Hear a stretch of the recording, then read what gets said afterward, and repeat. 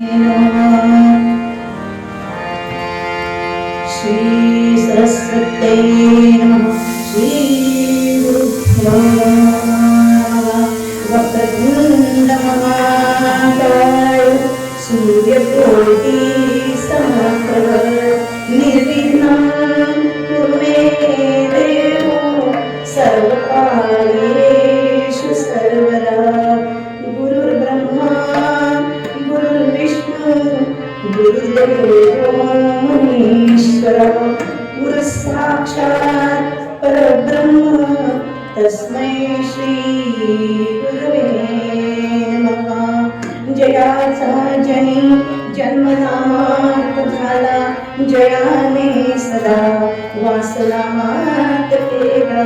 जयाच्या मुखी सर्वदा नाम कीर्ती, नमस्कार त्या ब्रह्मचैतन्य मूर्ती। शुकासारिखे पूर्ण वैराग्य ज्याचे, वसिष्ठा हरी ज्ञानयोगेश्वराचे। कवी मालिका सारिका मान्य ऐसा, नमस्कार माझा सद्गुरु रामदासा। जय जय रघुवीर समर्थ राजाधिराज प्रभु रामचंद्र भगवान की जय। ब्रह्म चैतन्य महाराज की जय। मंगलमूर्ति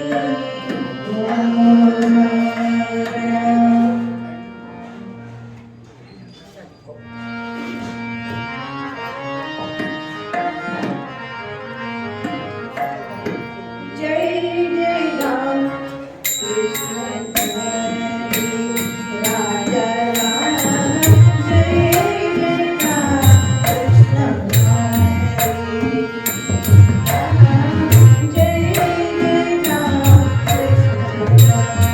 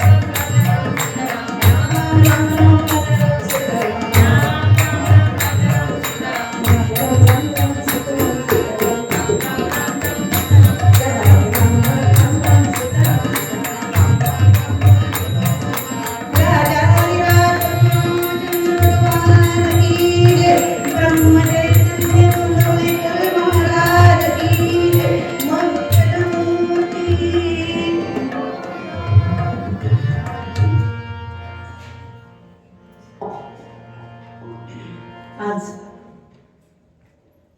ब्रह्मचैतन्य नंदुरेकर महाराज यांच्या पुण्यतिथी सोहळ्याच्या पुण्यपर्वावरती आज 25 वर्षाची मला वाटतं सेवा चालू आहे असं मला इथे आल्यानंतर कळलं. काय अहोभाग्य म्हणावं की ती सेवा कीर्तन रूपी सेवा महाराजांच्या चरणी आणि समोर माझे आदरणीय ज्यांना मी कीर्तन क्षेत्रातले माझे गुरुवर्य ज्यांनी मला कीर्तनात उभं राहण्याचं पायात बळ भरलं पंखात पडलं आणि वाणीची ताकद दिली. ते ब्रह्मचैतन्य गोंदवलेकर महाराजां ज्यांचे गुरु आहेत ते आदरणीय श्रीराम पुरोहित सर, त्याचबरोबर ज्यांच्या घरामध्ये अखंड भजन संगीत नांदलं गेलं ते आमचे, ज्यांना माझ्या सासूबाईंपासून शिकवायला येणारे आमचे गुरुवर्य आणि त्यांच्या आम्हाला शिकवायला येणारे गुरुवर्य प्रसाद बुवा, आमची ताई आणि इथला सगळा गोंदवलेकर महाराज प्रणित भक्त परिवार यांच्या चरणी आणि महाराजांच्या चरणी आजची कीर्तन सेवा अर्पण करताना मनाला अत्यंत समाधान मिळतंय. आणि त्यासाठी आपण पूर्वरंगासाठी घेतलेल्या पदाकडे बोलूया.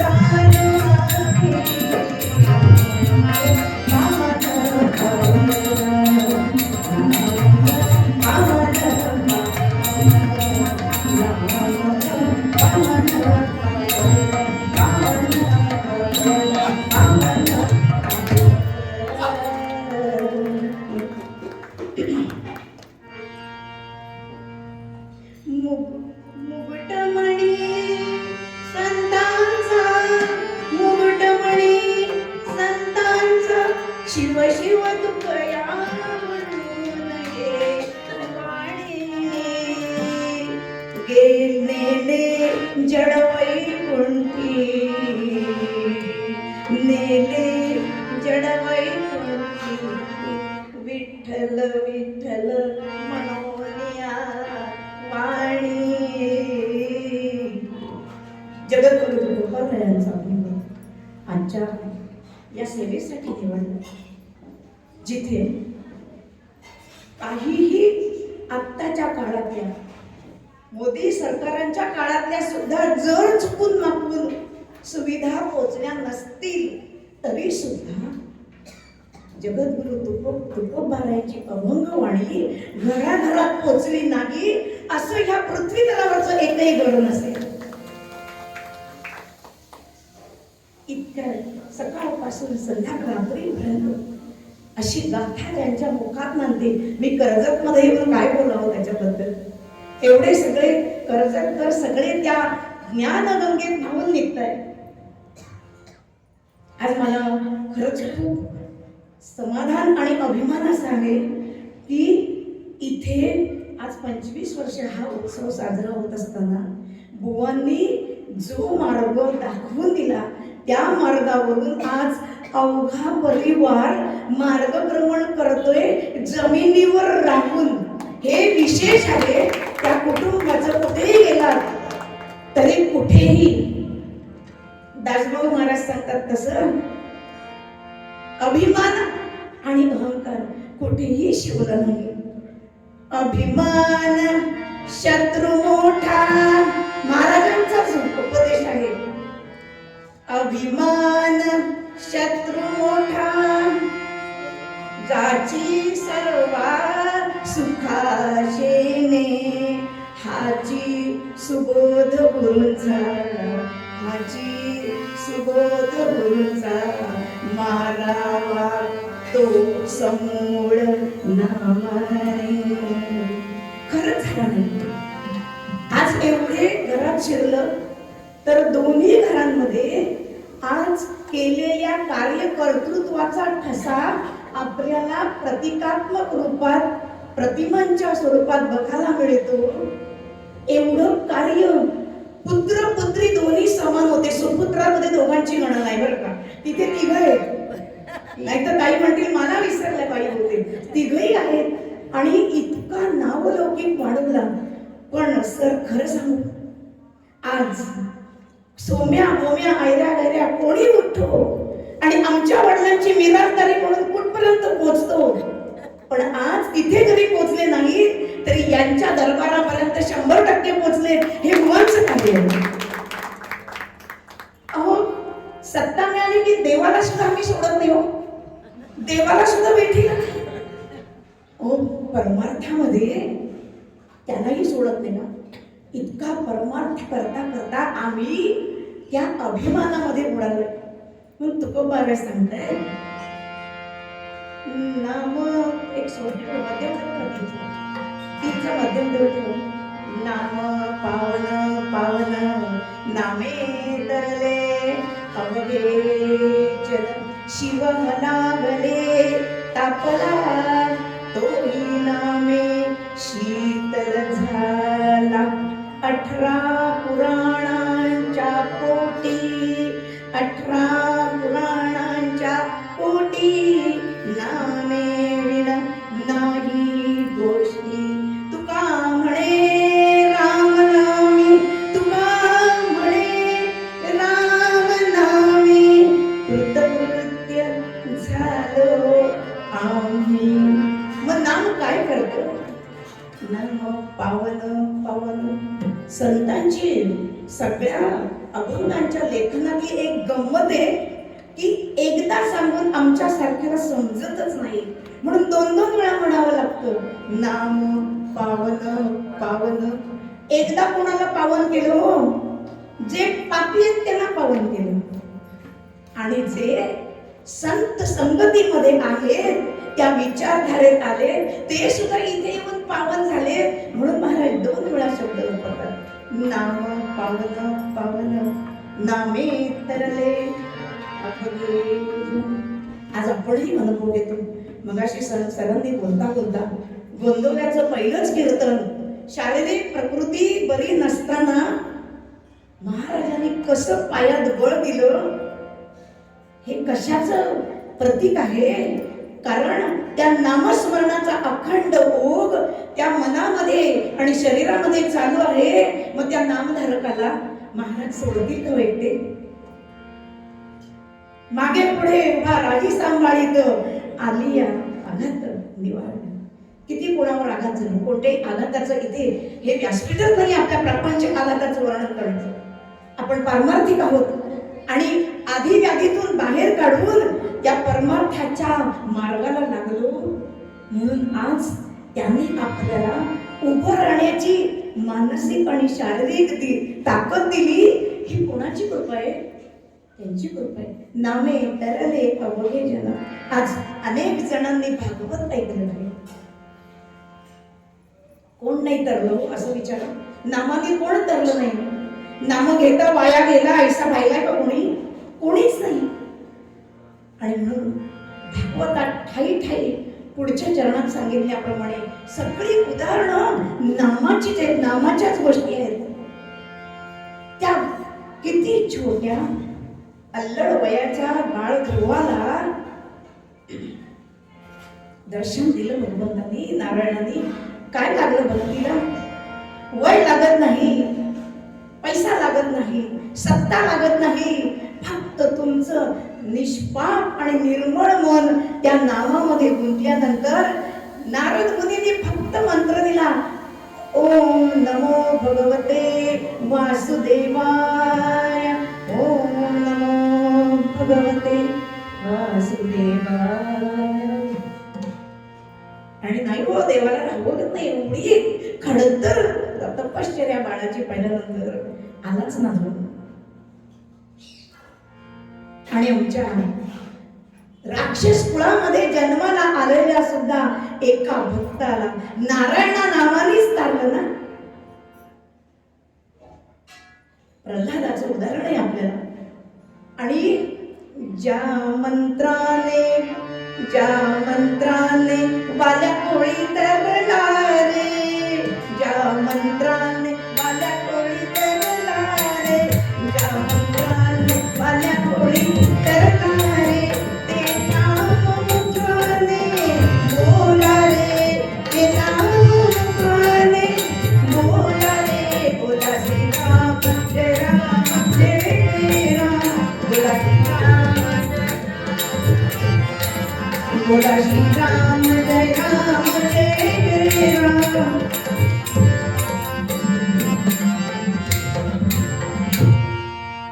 किती संगत, किती काळाची होती. जोखच द्या लागला. संत चरण रज लागता सहज, संत चरण रज लागता सहज, संत चरण रज लागता सहज, संत चरण रज लागता सहज.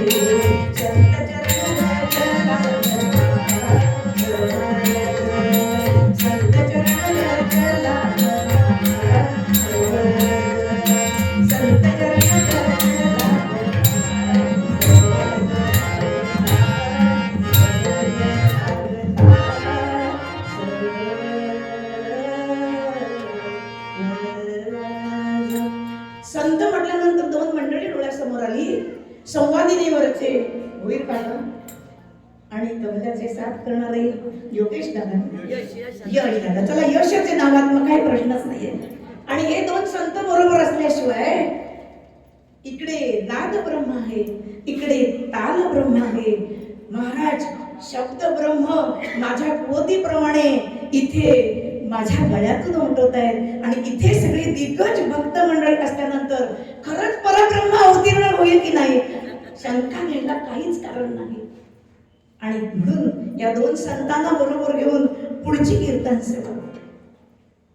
एवढा सत्संग झाला, ध्रुवाला झाला, वाल्याला झाला आणि त्याने मुक्त केलं त्या नामाने. ते नाम किती पावन आहे, समुद्र मंथनातली गोष्ट आहे. भागवतामध्ये आलेलो सगळ्यांना कथा माहितीये. आपण त्या कथेच्या भागात शिरूया नको, फक्त त्यातलं सार बघूया. शिव हळाहळे तापला तोही नामे शीतल झाला. कोण नाही हो, चांगल्या गोष्टी असतील ना तिथे सगळे धावतात. एखादं कोणचं वेगळं काम करायचंय ज्याच्यात शुद्ध मराठीत रिस्क आहे, तिथे आम्ही म्हणतो नको तो राम बघेल, राम आहे ना मग तो बघेल ना. तिथे आम्ही कोणी धावत नाही. आणि मग ते हालाहाल प्राशद करायला भगवान शंकराशिवाय कोणी नव्हतं. पण तो कंठाचा दाह कशानेही थांबला नाही, फक्त रामनामाने थांबला. त्या रामनामे शीतल झाला. मग या 18 पुराणामध्ये जे वर्णन केलंय, गणेश पुराण, वामन पुराण, वराह पुराण, वैवस्वत पुराण, वायू पुराण, नारद पुराण, अग्नी पुराण, भागवत पुराण, देवी भागवत पुराण, एवढी 18 पुराण. त्या पुराणामध्ये नामाशिवाय काहीच गोष्टी सांगितल्या नाहीत. राजा अंबरीशाचं सुद्धा एकादशी व्रत करताना अखंड त्याचंच चिंतन केलं. ध्रुव बाळाने त्याचंच चिंतन केलं. अहो एवढं कशाला, फक्त देवच, फक्त मानवांनाच भगवंतांनी तारलं का? नामे तरले अजिबात नाही. गजेंद्राच्या सुद्धा हाके सरशी म्हटलं, फक्त नाम घेतलं त्याचं. एक कमळाचं फूल तोडलं आणि उडवलं वैकुंठामध्ये. आणि हत्ती हो तिथे म्हटला आणि ती म्हणायला सरोवराशी आले. कसे आले?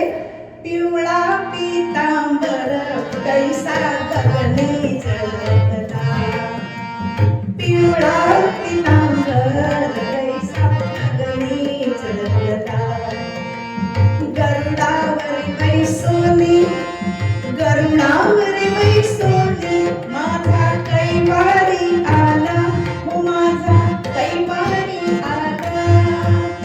ये गोविंद देवा ये गोविंद देवा माझे मामा, ये गोविंद देवा माझे मामा. त्या पशु पक्ष्यांना सुद्धा, प्राण्यांना सुद्धा भगवान नाम तारक आहे. पण त्या नामाचा सुद्धा आम्हाला होतो कधी कधी. मीच श्रेष्ठ नामधारक, माझ्यासारखा दुसरा नाही. ओ देवादी देवांना झालेला, म्हणून तर दत्त जन्माचा अवतार झाला, दत्तांचा अवतार जास्त केला. अहंकार, आणि तो घालवण्यासाठीच पण झाला ना आमच्या देवर्षी नारदांना अहंकार झाला. सगळ्यात श्रेष्ठ त्या नारायणाचं नाम घेणारा मीच, त्या नामाने मीच पावन झालो. पण ते नाम पावन करतो, पण त्याच्यासाठी आपला अहंकार जाण्यासाठी सतत त्याच्या चिंतनात राहायला पाहिजे. एकदा भगवंताने सांगितलं, नारदा एवढी तुझी भक्तीची ख्याती आहे, नामाची ख्याती आहे, अखंड नारायण नारायण जपतोस, हा दिवा हातात घे. सगळ्यांना दृष्टांत माहितीये, पण पुन्हा एकदा त्याच्यात चिंतने चिंतने तद्रुपता. हातात दिवा दिलाय, पूर्ण जातोस ना त्रिभुवनामध्ये, संपूर्ण त्रिभुवनाला प्रदक्षिणा मारून यायची, पण अट एकच, दिवा विजता कामा नाही, दिवा विजता कामा नाही. आणि तेल एवढं ओतप्रोत घातलंय की तेलाचा एकही थेंब जमिनीवर पडता कामा नाही. नारद महाराज म्हणत काय सोपं आहे, हातात दिवा घेतलाय आणि त्यांना काय भ्रमण अवघड होतं बाबू. आता इथे दुसऱ्या क्षणाला तिथे पुण्यात मात्र दुपारी 1 ते 4 मिनिटं पंढरीनाथ इथलं कोणी पुण्यात नाही. आणि निघाले, आले त्रिभुवनामध्ये प्रदक्षिणा करून आले आणि भगवंतासमोर दिवा ठेवला. भगवंत म्हणे, नारदा वा छान, मला खात्री होतीच की तूच हे करू शकतोस, पण नामाचा अधिकारी आहेस, श्रेष्ठ आहे सगळ्यास. पण मला एकच सांग फक्त नारदा, एवढ्या काळामध्ये माझी किती वेळा रे तुला आठवण झाली? माझी किती वेळा आठवण झाली? माझं नाव किती वेळा घेतलंस तेवढंच सांग. खाली मानलं, अरे खरंच आम्ही काय वेगळे होतो? नारद तर कितीतरी श्रेष्ठ आहेत आम्हाला, पण आम्ही तिथे एकदा स्वयंपाकघरात गेलो म्हणतो तिथे पण नाव घ्या, पण एकदा तिकडे आलो, मुलं आली की विसरतोच. आता नारदांसारख्यांची अशी गत झाली तर आपल्यासारख्यांची अवस्था काय होईल? आणि म्हणून 18 पुराणात सुद्धा नामस्मरणाचं महत्व सांगितलंय. आणि म्हणून आपले तुकोबाराय त्या नामाचा अखंड टाहो फोडून, जसा महाराजांनी राम नामाचा टाहो फोडला आणि सगळ्यांना जाग केलं, कारण ते आपल्यासाठी आत्ता सुद्धा जागे येतं. आणि आम्हाला जरा खाऊन पिऊन आलोय, आता मी इथे उभी आहे म्हणून, अन्यथा मी जर मागे बसले ते खुर्ची मागची धरून म्हणजे मागे बसले, त्यांना मला इथल्यानं काही म्हणायचं नाहीये, नाही तर कदाचित पुढच्या वर्षी बोलवणार असतं ते पण बोलवणार नाही. मागे बसलं की कसं डोळे पेगले तरी कळत नाही अजिबात. तो प्रकार आमचा आहे. आणि तुकाराम महाराजांनी तोच टाहो फोडला आणि म्हणून म्हणाले, हे नाम कशासाठी? कृत्य झालो आम्ही, या मानव जन्मामध्ये आलो. आमची कृतार्थता कशात आहे? आयुष्याची जीवनाची कृतार्थता कशामध्ये आहे? तर त्याचं अखंड चिंतन तो भेटण्यासाठी, त्याचं नाव घेतलं तर तो भेटेल. गुरु गोविंद दोकडे काके लागू पाव, बलिहारी अपने गुरु की जिन्होंने गोविंद बता. दोघे उभे राहिलेत. कोणाला पहिला नमस्कार करावा प्रश्न पडेल. गुरुही प्रगट झाले आहे समोर आणि भगवंत प्रगट झाला गुरु पुण्याने. नमस्कार पहिला कोणाला करावा? तर निश्चितपणे पहिला गुरूंना करावा, कारण त्यांनी भगवंताकडे जाण्याचा मार्ग आखून दिला. म्हणून पहिल्यांदा गुरूंना शरणागत व्हावं. म्हणून प्रसाद बुवांना आणि आमच्या पुरोहित सरांना 10 वेळा मी उभं राहायच्या आधी शरणागती, बाबा इथली सेवा चांगली होऊ दे, तुम्ही मला इथपर्यंत आणले. काही मधलं माध्यम आहे काय माहितीये का? वेळ ही यावी लागते प्रत्येक गोष्टीसाठी, आणि वेळ कधी कोणाची कशी येईल हे सांगू शकत नाही. म्हणून आख्यान भागात शिरण्यापूर्वी जरा आधी पार्श्वभूमी थोडी आपण ठरवतो एक आणि घडतं घडतच. पण तो पाठीराखा असताना एवढं सगळं आत्ता काही जे काही निर्माण करण्यासाठी ताईला उभं केलंय ना महाराजांनी, यत्न कसून करीन मी, यत्न कसून करीन मी, यश दे रामान दे तुझी सत्ता, यत्न कसून करीन मी,